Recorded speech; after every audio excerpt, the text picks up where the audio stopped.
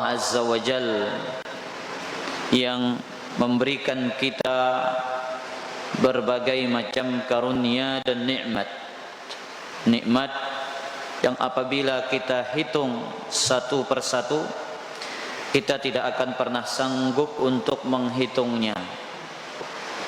Semoga Allah Azza wa Jalla menjadikan kita abdun syakur, hamba yang banyak bersyukur kepada Allah Subhanahu wa taala. Salawat dan salam semoga senantiasa tercurahkan kepada baginda Nabi besar Muhammad sallallahu alaihi wa alihi wasallam. Kaum muslimin dan kaum muslimat rahimani wa rahimakumullah, di antara amalan yang ringan namun pahalanya luar biasa. Amalan ini ringan, tinggal duduk manis, modalnya ikhlas. Duduk manis, modalnya ikhlas. Dapat pahala haji. Ya, kah? Para jamaah, modalnya cuman duduk manis, ikhlas, dapat pahala haji. Dari hadis Abu Umamah Al-Bahili radhiyallahu taala anhu. Hadis ini diriwayatkan oleh Imam At-Tabrani dalam Mu'jamul Kabir, dan hadis ini adalah hadis yang sahih. Kata Nabi sallallahu alaihi wasallam, "Man ghada ilal masjid," barang siapa yang berangkat ke masjid, la yuridu illa li an yata'allama khairan au yu'allimahu, tidak lain tujuannya kecuali belajar kebaikan atau mengajarkannya, kana lahu ka'ajri hajjin tammin hijjatuhu, maka ia mendapatkan pahala seperti pahala haji yang sempurna hajinya. Ringan, pahala besar. Tinggal datang ke masjid, duduk belajar ayat-ayat Allah, hadis-hadis Nabi sallallahu alaihi wasallam, atau mengajarkan. Dua-duanya dapat. Yang mengajarkan dapat, yang belajar juga dapat. Mendapatkan pahala yang dikatakan pahala haji yang sempurna hajinya. Namun perlu diingat para jamaah, ketika kita belajar ada kaedah yang penting. Pas belajar niki ara kaedah penting. Nabi kaedah niki at-takhliyah qabla at-tahliyah. At-takhliyah qabla at-tahliyah. Apa artinya? Membersihkan sebelum mengisi. Membersihkan sebelum mengisi, artinya hati ini dibersihkan dulu dari kotoran yang menghalangi masuknya ilmu. Bersiang hati ini dengan kotoran-kotoran sing halangin ilmu ini tama. Satu, riya, itu kotoran yang pasti menghalangi masuknya ilmu. Kemudian dosa, itu juga kotoran yang pasti menghalangi masuknya ilmu. Maka ini yang banyak dilupakan. Kaidah apa? at-takhliyah qabla tahliyah, membersihkan sebelum mengisi. Besok dulu sebelum tenemangang atenta ilmu. Maka mungkin kita bertanya, Ustaz, karena sekat lalu utama ilmu ini, kenapa dia sulit masuk ilmu ini? Mungkin jawabannya pada kaidah ini. Kaidah apa? At-takhliyah qabla tahliyah, membersihkan sebelum mengisi. Baik, para jamaah yang dimuliakan oleh Allah, kita lanjutkan pembahasan kitab Al-Jannatu wan Nar. Kita sampai pada poin pembahasan amani ahlil jannah wa sifati huril 'ain. Ya, keinginan penghuni surga dan sifat-sifat bidadari. Jadi penghuni surga itu punya keinginan berdua kemeleh, ya, padahal nikmat yang sangat banyak, ya. Pengen buah-buahan itu datang kepada kita, kutufuha daniyah, memetiknya begitu dekat. Nabi sallallahu alaihi wasallam dalam hadis, ya, yang disebutkan dalam kitab Mishkatul Masabih, kayaknya perlu diganti mic-nya.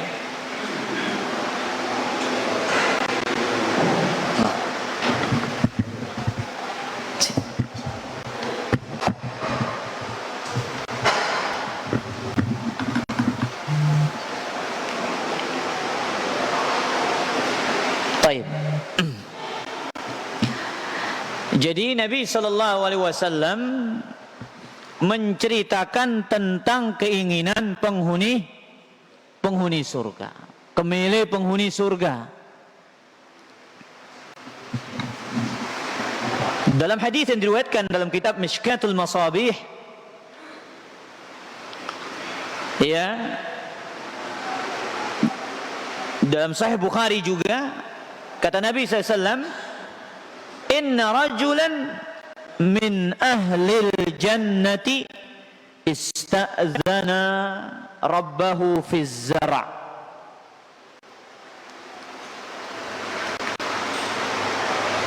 Seorang penghuni surga meminta izin kepada Allah Azza wa Jalla untuk bertani, bercocok tanam.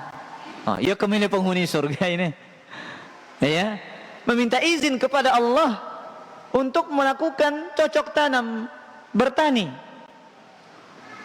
Faqala lahu, kemudian Allah berfirman kepada penghuni surga ini, alasta fima syi'ta, bukankah, ya, engkau akan mendapatkan apa yang engkau keinginkan? Kata Allah, bukankah engkau akan mendapatkan apa yang engkau inginkan? Apa sih kemelehan? Dah yakin mau dah? Qala bala, tentu wahai Allah, walakin uhibbuz zara', tetapi aku kepengen bertani, kata. Jadi kita lihat ikhwatal iman, hasani Allah wa iyyakum. Ya, ini menunjukkan banyaknya warna-warni kemauan manusia ini. Iluwe kemilih manusia ini. Di surga dang milih yang mampu ngombe. Ya, bercocok tanam, bertani. Kemudian kata Nabi sallallahu alaihi wasallam, fabadara, akhirnya penghuni surga ini lemparkan benih-benihnya di atas ladangnya yang ada di surga. Fabadara tarfu nabatuhu wastiwa'uhu wastihsaduhu, muncullah ujung bibitnya, kemudian seketika tumbuh besar dan langsung dipanen dalam satu waktu. Kata Nabi SAW, dilemparlah bibitnya, tumbuh ujungnya, besar, kemudian langsung dipanen. Fakana amsalul jibal, hasil panennya sebesar gunung. Ya, kah para jamaah? Hasil panennya sebesar gunung. Fayaqulullahu ta'ala dunaka ya ibna Adam. Kemudian Allah mengatakan kepada penghuni surga ini, ambil hasil panenmu wahai anak manusia. Fa innahu la yushbi'uka syai'. Tidak ada yang mampu membuat dirimu puas. Tidak ada yang mampu membuat dirimu puas. Di narak jama' simia ida besar ini kan. Kabet tapi si beli gunung ini kan. Ya, ambil hasil panenmu sebesar gunung ini. Subhanallah. Dalam hadis ini para jamaah, ada seorang badui yang hadir di majelis itu ketika Nabi SAW menyampaikan hadis ini. Nyeletuklah badui ini mengatakan, wallahi la tajiduhu illa qurasyian aw ansarian.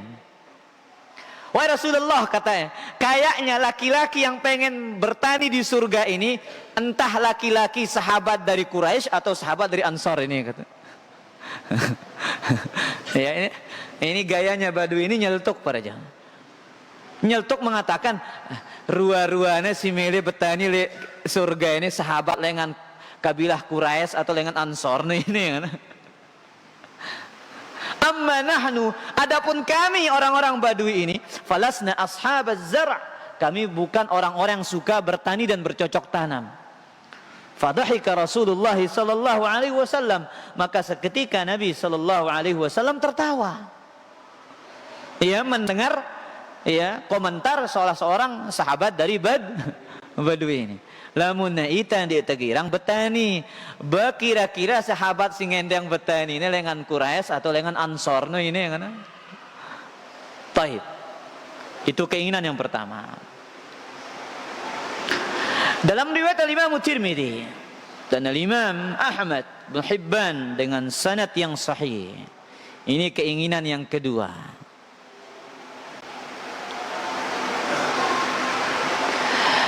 An Abi Sa'id radhiyallahu ta'ala anhu, dari Abu Sa'id radhiyallahu anhu, anna an-nabiy sallallahu alaihi wasallam qala, Nabi sallallahu alaihi wasallam bersabda, al-mu'min idza ishtaha al-walada fil jannah, orang beriman tatkala ingin punya anak di surga. Ya, mungkin di dunia dia mandul, kemudian di akhirat pengen punya anak. Kana hamluhu wa wad'uhu wa sinnuhu fi sa'atin wahidan kama yashtahi. Mengandungnya, melahirkannya, tumbuh dewasa dalam satu waktu sebagaimana yang ia inginkan. Saya pengen anak umurnya 17 tahun. Misalkan kemauannya, langsung mengandung, kemudian melahirkan, langsung tumbuh umur 17 tahun. Subhanallah. Kama yashtahi, sebagaimana yang ia inginkan dan cita-citakan. Nah, sesuai kemilih ini aja para jamaah. Langsung request, langsung jari. Namun menegakkan sesuai prosesnya para jamaah. Ulah dengan nina nungutak ngoron dulu. Ya, ngidam. Ya, arah si nyuruh meta ngepau pedis. Kepundung, macam kemilin dengan ngidam. Tapi dia ya di surga enggak ada. Seketika dia ingin punya anak, seketika dia mendapatkan anak. Dalam satu waktu. Baik. Kemudian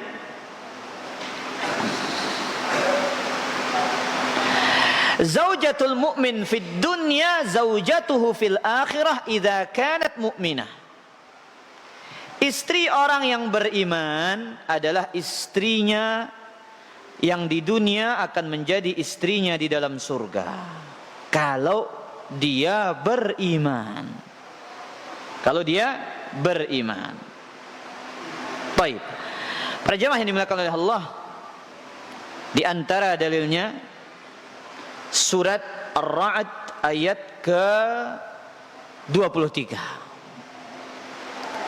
Jadi kita menikah ini para jemaah, di antara tujuan kita menikah adalah masuk surga bersama istri kita, bersama anak-anak kita. Ini salah satu tujuan menikah. Makanya Allah katakan dalam surat ini, jannatu adnin yadkhulunaha, surga Aden akan dimasuki oleh mereka orang-orang yang beriman.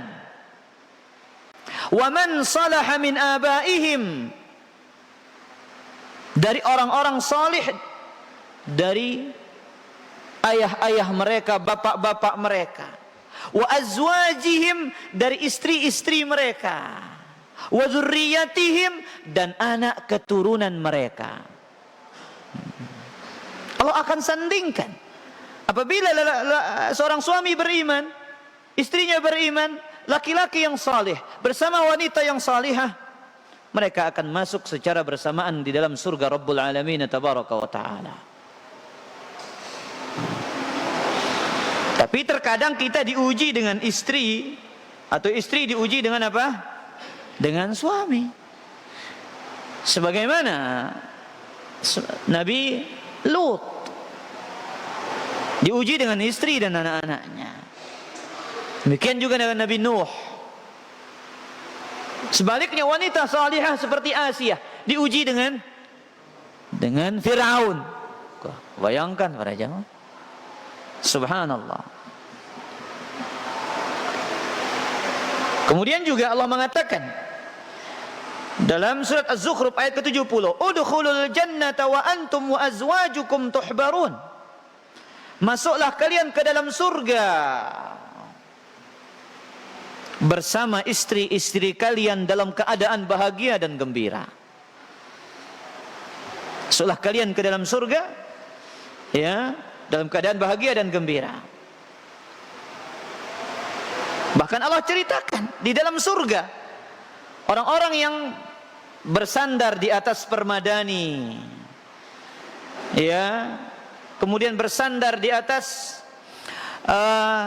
naungan pohon-pohon yang rindang yang di dalam surga. Kata Allah Azza wa Jalla, hum wa azwajuhum fi zilalin 'alal araiki muttaqiun. Mereka dan istri-istri mereka berada di bawah naungan-naungan pohon, di atas permadani-permadani. Muttaqiun, mereka bersandar menikmati kenikmatan surga Allah Azza wa Jalla. Tapi perhatikan para jamaah yang dimuliakan oleh Allah, Syekh kemudian membahas al-mar'atu li akhiri azwajiha. Seorang wanita akan bersama suami terakhirnya. Seorang wanita akan bersama suami terakhirnya. Ya, suaminya pertama meninggal dunia, nikah lagi dengan suami yang kedua. Mati lagi suami yang kedua, nikah lagi yang ketiga. Nah, baru dia mati dan suaminya mati, maka dia akan bersama suaminya yang ketiga, itu yang terakhir. Sebagaimana dalam hadis yang diriwayatkan oleh Ali Al-Harrani fi Tarikh Riqqah an Maimun bin Mihran qala khataba Muawiyah bin Abi Sufyan radhiyallahu anhu, afwan, khataba Muawiyah bin Abi Sufyan Darda. Muawiyah bin Abi Sufyan pernah melamar Darda, istrinya Abu Darda. Fa'abat an tuzawwijahu. Tapi Ummu Darda enggak mau menikah dengan Muawiyah ibn Abi Sufyan. Ya. Qala sami'tu Abu Darda yaqul, aku mendengar suamiku Abu Darda radhiyallahu anhu mengatakan, Nabi sallallahu alaihi wasallam bersabda, al-mar'atu fi akhiri azwajiha. Seorang wanita akan bersama suami terakhirnya. Akan bersama suami terakhirnya. Berarti ya, seorang lelaki juga akan bersama siapa? Istri terakhirnya.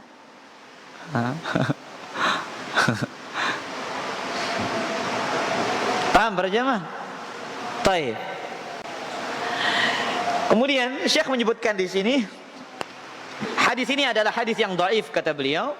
Namun walakinnahu bimajmu'i at-tariqain qawiy wal marfu' minhu sahih. Tapi hadis ini menjadi sahih karena didukung oleh riwayat-riwayat yang lain. Mana riwayat yang lain mendukungnya? Asma bintu Abi Bakar menikah dengan Zubair bin Awwam. Jadi Zubair bin Awwam ini syadidan 'alaiha. Agak streng kepada istrinya, agak keras. Ya. Fa'atat abaha. Asma bintu Abi Bakar datang mengadu kepada bapaknya siapa? Abu Bakar As-Siddiq. Fasyakat dzalika ilaihi faqala ya bunayyah isbiri. Dikeluhkan Zubair ini agak keras orangnya, wahai bapak aku Abu Bakar. Apa kata Abu Bakar menjawab? Wahai nak, sabar. Sabar. Fa innal mar'ata idza kana laha zaujun salih. Seorang wanita apabila memiliki suami yang salih, summa mata anha, kemudian ia meninggal dunia, falam tazawwaj ba'dah, tidak menikah setelahnya, jama'a bainahuma fil jannah, Allah akan kumpulkan kembali nanti di dalam surga. Bedait ampuk di dalam surga. Bari lamun menarik kanca si lain, ndek na bedait. Suruh na sabar si Abu Bakar. Asma sabar. Wahai Asma, sabar engkau. Zubair bin Awwam ini lelaki yang soleh. Bahkan termasuk satu dari 10 sahabat yang dijamin surga. Sabar. Tima anak keras-keras keji, sabar. Ya. Taib. Kemudian ikhwatal iman, azani Allah wa iyyakum. Kemudian dalam riwayat yang lain, riwayat Al-Imam Al-Baihaqi, Hudzaifah mengatakan kepada istrinya sebelum dia meninggal dunia. Bau dekat adu nasihat Hudzaifah ni tiba senina. Tiba senina teh ni. Apa ngana? In syi'ti takuni zaujati fil jannah. Jikalau engkau mau, engkau menjadi istriku di surga. Fala tazawwaji ba'daki, tapi jangan menikah setelahku. Fa innal mar'ata fil jannah li akhiri azwajiha fid dunya. Karena seorang wanita akan berpasangan di surga dengan suami terakhirnya yang ada di dunia. Baik Pak Guru. Bau dah mbeng wasiat ini. Dengar deh wasiat Hudzaifah si bro ke. Ya. Lamun demele cari senina aku li surga, dendek nikah lamun kuah mati. Ya. Jikalau engkau ingin menjadi istriku di surga, jangan menikah setelah aku meninggal dunia. Karena seorang wanita akan bersama suami terakhirnya di dalam surga. Maka oleh karena itu, kenapa diharamkan istri-istri Nabi menikah setelah Nabi SAW? Karena mereka adalah istri-istri Nabi di surga. Nah, itu alasannya para jamaah. Taib. Nah, ini sekarang kita masuk pada pembahasan Al-Hurul Ain. Sifat-sifat apa? Penghuni atau bidadari. Para jamaah yang dimuliakan oleh Allah Azza wa Jalla, kita harus faham rumus tentang kenikmatan surga dan peristiwa surga. Rumus dikasih oleh Abdullah bin Abbas. Apa rumus itu? Laisa fil jannati syai'un mimma fid dunya illa al-asma. tidak ada suatu pun ya yang ada di dalam surga yang sama namanya di dunia. Ya, tidak ada sesuatu pun yang ada di surga dengan ada yang di dunia kecuali hanya sebatas sama namanya. Pada apa? Arana doang. Yang sama hanyalah nama. Wanita di dunia berbeda dengan wanita yang ada di surga. Kita ambil satu hadis saja dari Sahih Bukhari. Kata Nabi SAW, "Lau anna imra'atan min nisa'i ahlil jannah," jikalau sekiranya seorang wanita dari penghuni surga ittala'at ilal ard, muncul ke muka bumi ini, la adaa'at ma bainahuma, ia akan menyinari langit dan bumi ini. Satu bidadari dimunculkan di muka bumi ini akan sanggup menyinari langit dan bumi. Walama la'at ma bainahuma, dan akan memenuhi, cahayanya akan memenuhi seluruh apa yang ada di langit dan yang di bumi. Walama'at bainahuma rihan wala nasifuha ya'ni al-khimaru khairun minad dunya wa ma fiha. Aromanya juga akan memenuhi langit dan bumi. Sengerna bidadari ini ya akan memenuhi langit dan bumi. Kerudungnya lebih baik daripada dunia dan seisinya. Jilbab bidadari no lebih baik daripada apa? Dunia dan seisinya. Kesanggup kita mikir aja ini. Hah? Sanggup kita dah sanggup mikir aja.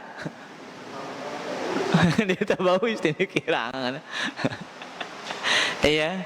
Kalau kita membaca hadis ini, mendengarkan hadis ini, kita tidak akan mampu membayangkan tentang bidadari tersebut. Begitu bercahaya, begitu harum. Ya. Kerudungnya lebih baik daripada dunia dan seisinya. Bingung lalu ruana para jamaah ini. La ilaha illallah. Langit bersinar, bumi bersinar. Nangka aja bersinar siapa? Pupur kincu. Skincare sabol para jamaah. Ya, wanita akan bersinar dengan apa? Ya, dengan skincare kalau sekarang. Kalau di surga memang dari penciptaannya, Allah memang menciptakannya seperti itu. Ya. Baik. Maka di surga akan ditambahkan istri, pasangan selain dari istrinya di dunia. Dia punya istri 3 di dunia, masuk surga 3-3-nya, sudah 3 punyanya. Tambah lagi 2. Ya 5. Tapi memang para jamaah, para ulama kita ini berbeda pendapat berapa jumlah istri kita di surga itu. Ya, ada yang mengatakan 70. Ini disebutkan oleh Al-Imam Al-Iraqi. Al-Imam Al-Iraqi menyebutkan 72 istri kita ini. Berdasarkan hadis dari Syahr bin dalam sebuah hadis disebutkan pendapat ini, ya, namun hadis itu adalah hadis yang dhaif. Kenapa? Karena ada perawi yang bernama Syahr bin Hausyab. Ya, Syahr bin Hausyab ini adalah rawin dhaif, perawi yang lemah. Namun pendapat ini dipilih oleh Imam Al-Iraqi dan Al-Hafidz Ibnu Hajar. Dua, ya, dia pendapat yang lemah, namun dipilih oleh Imam Al-Iraqi dan Imam Al-Hafidz Ibnu Hajar. Maka pendapat yang lebih kuat adalah pendapat yang mengatakan, dan ini diisyaratkan oleh Ibnu Qayyim rahimahullahu taala, yang kuat adalah 2 istri dari bidadari yang mendapatkan 70 itu adalah para mujahidun, orang-orang yang mati di medan jihad. Kita baca kitabnya. Kama qala ta'ala kadzalika wa zawwajnahum bihurin 'ain. Demikianlah kami akan memberikan mereka pasangan dari para bidadari. Hur 'ain itu bahasa Qur'annya. Hurun 'ain. Dalam bahasa Arab kata hur ini bentuk jamak. Apa bahasa antan deh? Lebih dengan dua, mana langun bahasa Arab no. Sai mufrad, dua musanna. Tiga ke atas namanya apa? Jamak. Dalam bahasa Indonesianya plural. Tunggal, ganda, plural. Ini sisi bahasa. Mereka mengatakan jamak dari kata haura. Kata haura ini wanita yang tabi, ya, bagian putih matanya ini sangat putih dan bagian hitamnya sangat hitam. Wanita itu digelari haura. Matanya sangat putih, hitamnya sangat hitam. Sehingga mata itu sangat indah. Makanya salah seorang ulama Syafi'i menyebutkan, terkadang wanita yang bercadar namun matanya yang indah itu lebih tajam daripada belati. Tentu apa nih Pak Kadus? Tentu ampun tangan. La ilaha illallah. Matanya saja membuat terfitnah para jemaah. Kita dah apa guru? Lah Pak Guru mikir angin nih.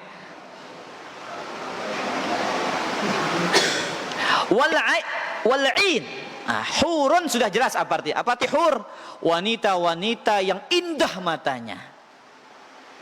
Kemudian kata ain jamak dari kata aina. Apa arti aina? Wahya wasi'atul ain. Wanita yang matanya lebar dan indah. Ya, melong, ya mungkin bisa diterjemahkan begitu. Baik. Kemudian kita masuk kepada sifat-sifat apa? Bidadari. Di antara sifat bidadari disebutkan dalam hadis riwayat Imam Al-Albani dalam kitabnya Sahih Targhib wa Tarhib, kabiduha mir'atuhu wa kabiduhu mir'atuha.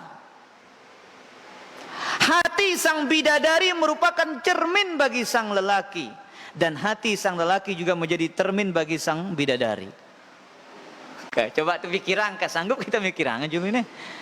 Enggak sanggup kita para jamaah. Hatinya bidadari itu akan menjadi cermin bagi pasangannya, dan hati pasangannya juga menjadi cermin bagi bidadari tersebut. Ini ciri-ciri bidadari yang digambarkan oleh baginda Nabi sallallahu alaihi wasallam hanya berupa gambaran yang imajinasi kita, khayalan kita, logika kita mungkin tidak sanggup sampai ke sana. Ya. Sanggup gak ngimpi bila kali ngimpi yang buta mudet ini ruana. Baik. Kemudian kaitannya dengan ya sifat fisik bidadari. Kata Allah Azza wa Jalla dalam surat Al-Waqiah, inna ansha'nahunna insya'a. Sesungguhnya kami yang menciptakan bidadari itu dengan langsung. Allah Azza wa Jalla yang menciptakannya langsung. Faja'alnahunna abkara. Dan kami jadikan mereka selalu menjadi wanita-wanita yang perawan dan gadis. Kulitnya berwarna putih. Kata Allah, wahurun 'ain ka'amsalil lu'lu'il maknun.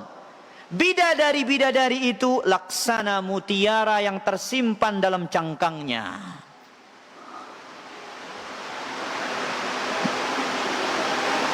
Wah, kita mutiara para jamaah. Hah? Di TV. Ya. Coba kita nanti antum cari mutiara yang bagus itu, yang asli, yang murni. Ya, demikianlah kulitnya bidadari itu. Laksana mutiara yang tersimpan dalam cangkangnya. Kata Ibnu Abbas, al-lu'lu'ul maknun, mutiara-mutiara putih yang tersimpan di dalam cangkangnya. Dalam surat As-Saffat, apa kata Allah? Ayat ke-49. Ka'annahunna baydun maknun. Bidadari-bidadari itu ibarat telur-telur yang tersimpan dengan baik. Lah, meratelu jama, ya wah kena ini. Lah ilah meratelu jama dengan nina si putih nah. Ya, saking putihnya. Apa Pak Kadus? Oda jama ngana. La ilaha illallah. Oda anu Pak Guru.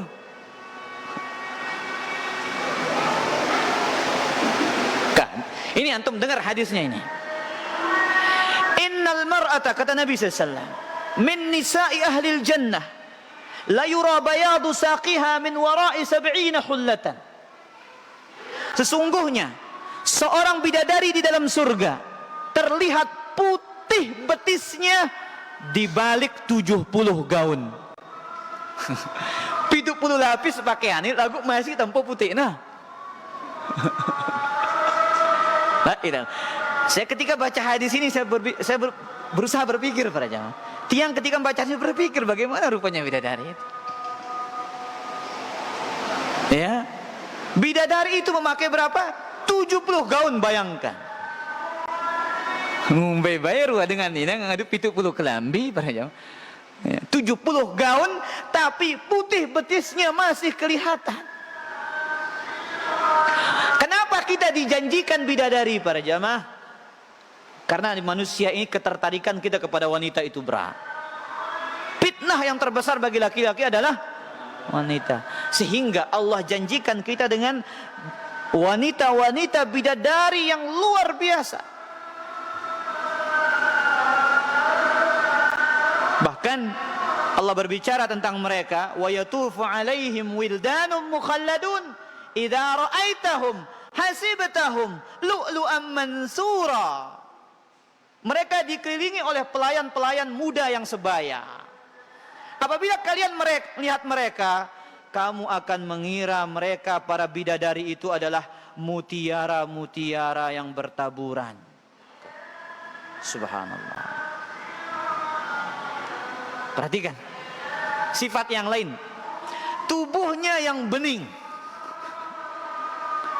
Dalam surat Ar-Rahman apa kata Allah? Ka'annahunnal yaqut wal marjan. Seakan-akan para bidadari itu seperti permata yakut dan mutiara. Permata yakut itu bening. Kah? Ngumbe bayar para jamaah. La ilaha illallah.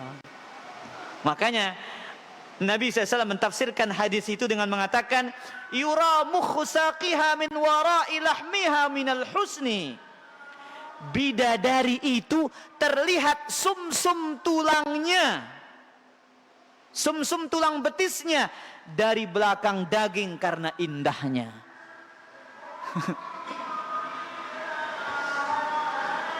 Kita ada habir. Ya, sumsum tulangnya kelihatan dari balik dagingnya.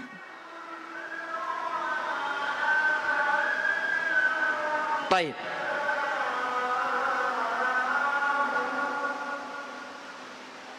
Kemudian sampai-sampai Allah menyebutkan tentang sifat fisiknya. Allah mengatakan wa kawa'iba atraba. Bagi penghuni surga, bidadari-bidadari dengan buah dada yang bulat, melingkar serta remaja yang sebaya. Subhanallah. Baik. Kemudian di kota liman azani Allah wa iyyakum. Ya. Cocok kata Abdullah bin Abbas, ini pernah kita sampaikan, innar rajula min ahlil jannati, seorang lelaki dari penghuni surga, la yu'aniqul haura, dia akan memeluk bidadari 70 sanah, selama 70 tahun. La yamalluha wa la tamalluhu, dia tidak pernah bosan dan pasangannya juga tidak pernah bosan. Apa guru? 70 tahun nakapong bidadari ndek na bosan. Ka 70 tahun dipeluk istrinya nggak bosan-bosan. Masya Allah. Dan mereka, kata Allah Azza wa Jalla, azwajum mutahharah, pasangan-pasangan yang disucikan. Apa maksudnya disucikan? Para ahli tafsir menyebutkan la yahidna, tidak haid, wala yumnina, tidak mengeluarkan mani, wala yalidna, tidak melahirkan, wala yatagawwatna, tidak buang air besar, wala yabulna, tidak buang air kecil, wala yabzuqna, tidak meludah. Lengkanya bersual berkuek senina pada jemaah. La ilaha illallah. Ya. Nanti ada satu manusia yang hebat, disuruh pilih jenis bidadari yang ia ingin pilih dia. Di sini para ulama mengatakan bidadari itu berkelas-kelas, bermacam-macam. Tapi ada satu orang yang Allah suruh dia pilih mana bidadari yang dia mau. Siapa dia para jamaah? Siapa yang tahu? Ini orang yang istimewa, disuruh oleh Allah pilihkan dia bidadari yang dia inginkan. Pak Guru, saya kira-kira suruh dan bidadari si Allah semile-mile no? Rasulullah. Ini tidak ngitung Nabi ini para jamaah. Ini hamba apa namanya? Umatnya. Kata Nabi sallallahu alaihi wasallam, "Man qadama ghaidan wa huwa qadirun ala an yanfidahu." Barang siapa yang mampu menahan amarahnya padahal ia sanggup untuk meluapkannya, da'ahu Allah azza wa jalla yaumal qiyamati ala ru'usil khalaiq. Allah akan panggil dia di seluruh makhluk, di hadapan seluruh makhluk, hatta yukhayyirahu Allah minal huril 'aini ma syaa, untuk dia memilih dari mana bidadari yang dia inginkan. Siapa orangnya? Orang yang mampu menahan amarahnya. Lamun gedak mampu ya nahan, teduh ya. Nah, itulah bagusnya marah diam daripada marah ngamuk. Dia mampu untuk meluapkan tapi dia tahan. Allah akan panggil di hadapan seluruh makhluk untuk dia memilih bidadari mana yang dia inginkan. Tapi para jamaah yang dimuliakan oleh Allah, nanti kita lanjutkan insyaallah taala. Silakan azan dulu.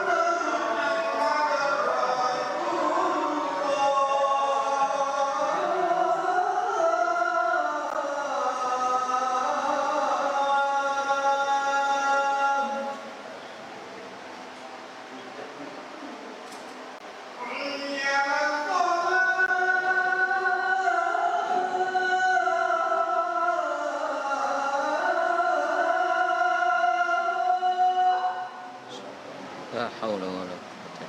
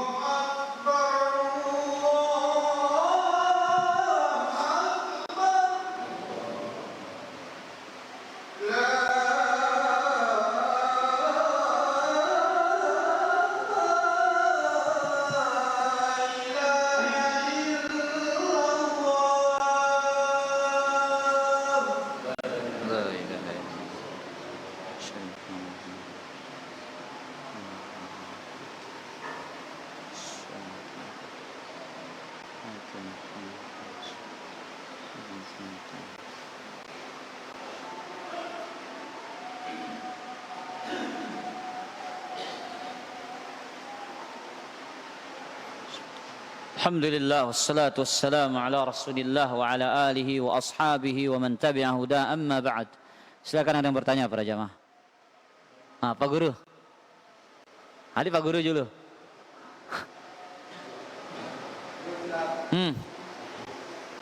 Jadi suami istri terus yang meninggal adalah suaminya dulu. Terus istrinya belakangan. Lalu dia kawin. Terus nanti di surga siapa boleh dia memilih yang laki-laki. Dia cuma istrinya satu terus meninggal. Terus suami meninggal dulu. Kemudian istrinya nikah lagi. Terus dia kan ada pasangannya. Nanti Kanggo kena milen. kanggo yang milih nanti selain tenang bidadari. Baik, pertanyaan Pak Guru, apakah boleh dia memilih selain bidadari? Ya. Jadi Pak Guru Allah kasih dia pasangan 2 orang. Sebagaimana dalam hadis riwayat Imam Al-Bukhari dari Abu Hurairah, awwalu zumratin tadkhulul jannah suratuhum ala suratil qamar lailatal badri. Golongan pertama yang masuk ke dalam surga, ya, rupa mereka seperti bulan yang ada pada malam purnama. La yabsukuna fiha wa la yamtakhituna wa la yataghawwatun.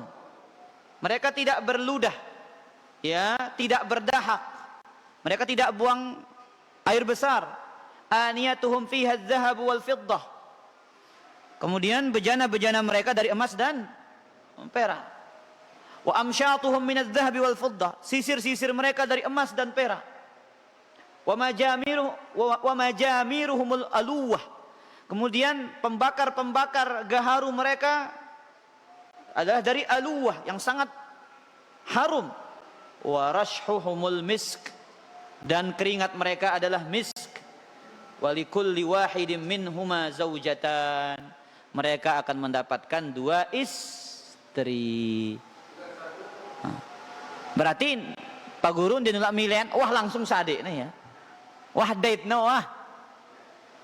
Si kedua, Kan semua kita yang ingin bidadari sekarang bagaimana cara kita mendapatnya cepat-cepat gitu Ustaz.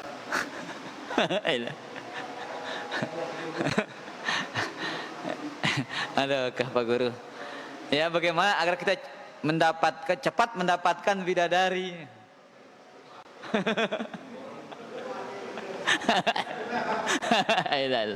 Iya. Jadi Pak Guru bertanya, bagaimana cara yang singkat untuk mendapatkan bidadari? Jadi begini Pak Guru, surga itu mahal kata Nabi SAW. Ala inna sil'atallahil ghaliyah. Ketahuilah barang dagangan Allah itu mahal. Ala inna sil'atallahil jannah. Barang dagangan Allah itu adalah surga. Apa kata Nabi SAW? Huffatil jannatu bil makarih wa huffatin naru bisyahawat. Surga itu dikelilingi dengan perkara-perkara yang dibenci oleh jiwa kita, sedangkan neraka itu dikelilingi oleh perkara yang dicintai oleh jiwa-jiwa kita. Jelas Pak Guru? Yang singkat nggak ada. Yang ada yang ringan-ringan. Kan banyak pahala-pahala ya, amalan-amalan yang ringan pahalanya besar. Wallahu taala ala wa alam. Oh dulu nenek.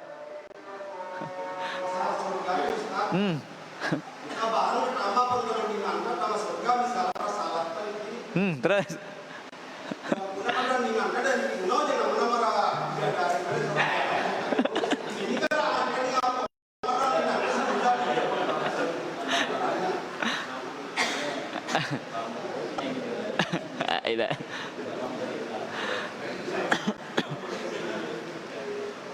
Baik.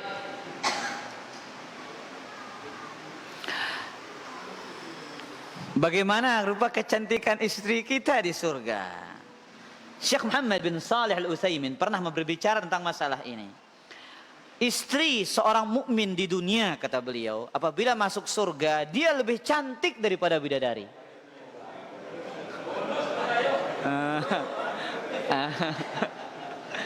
Ya. Kata Syekh Muhammad bin Shalih Al-Utsaimin, istri orang-orang yang beriman kalau masuk ke dalam surga bersama suaminya, dia lebih indah, lebih cantik daripada bidadari.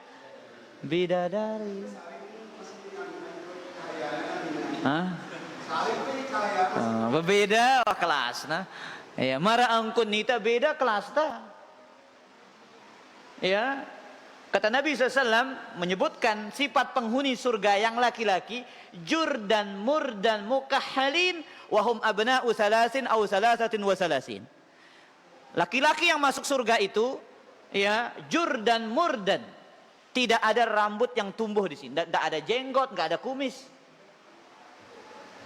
Ya, dek narak baok, dek narak semet, tidak ada jenggot, nggak ada kumis. Muka halid, mata kita ini seperti dicelak. Umur kita 30 sampai 33 tahun. Ya. Oh. Kita saja fisiknya mungkin di dunia pas-pasan, tapi di akhirat pasti ganteng. Ganteng maksimal. Ya, Pak Guru. Di dunia aja kurang-kurang ruang. Lalu di akhirat aja pasti gagah itu lah mun teu masuk surga. Kalau masuk surga. Jelas? Oh iya, kurang sekali ya.